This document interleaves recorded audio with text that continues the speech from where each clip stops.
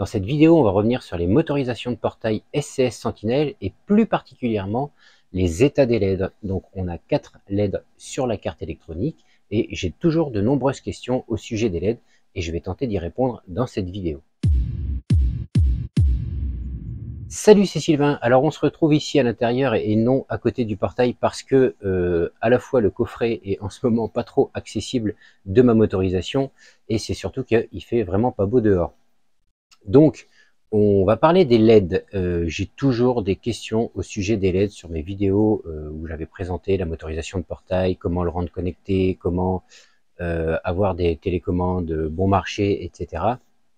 Et donc, vous êtes nombreux à me poser des questions sur les états des LED.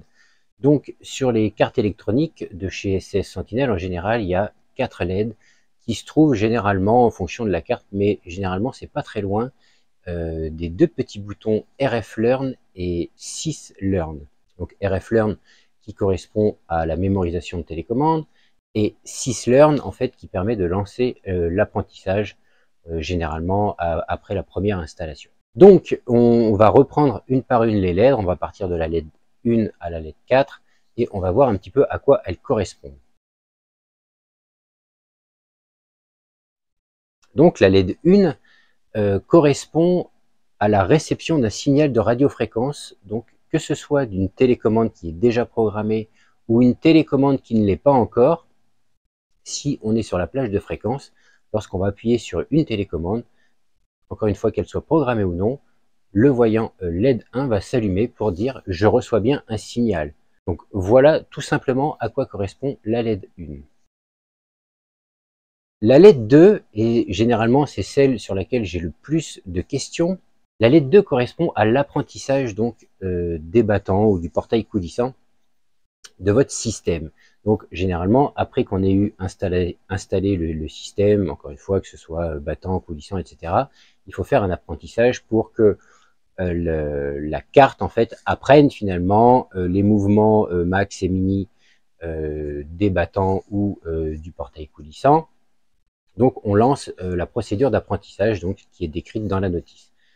Cette LED 2 correspond à l'état de cet apprentissage, on va dire. Donc cette LED 2 elle a 3 états. Donc si elle va clignoter 2 fois par seconde, c'est que l'apprentissage est fait et que tout fonctionne bien. Si vous lancez la procédure d'apprentissage, à cette fois la LED 2 va clignoter une seule fois par seconde pendant toute la phase de l'apprentissage.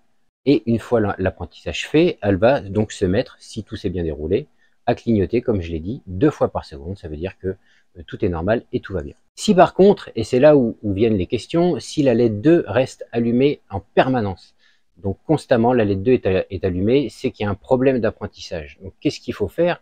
Eh bien, tout simplement relancer un apprentissage ou voir s'il n'y a pas une contrainte physique et de force sur les battants ou sur le portail coulissant, un moment, un point dur, et donc l'apprentissage s'est mal fait, la carte elle n'a pas compris pourquoi à ce moment-là c'était dur, admettons d'un côté mais pas de l'autre.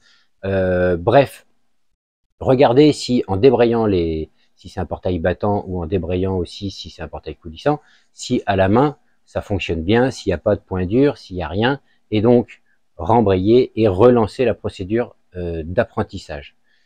Il arrive que ça ne fonctionne toujours pas et c'est possible que la carte ait un problème et là, à ce moment-là, il faudra peut-être contacter le SAV de SCS Sentinel. Moi, je n'ai aucune action chez eux, je ne travaille pas pour eux, je suis juste consommateur et utilisateur de leurs produits.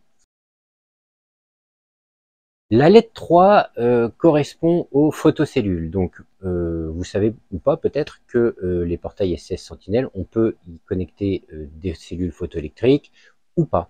Donc, moi, j'en ai pas, par exemple.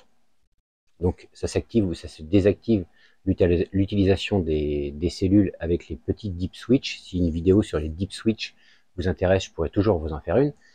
Mais là, si donc vous avez des cellules, la LED 3 va avoir un état. Donc, si la LED 3 est allumée, c'est que soit il y a un obstacle devant les cellules, soit que vous avez activé les cellules avec le deep switch correspondant et qu'elles ne sont pas branchées physiquement. Donc, la carte ne va pas comprendre, la LED 3 va s'allumer et le portail risque de ne pas fonctionner correctement.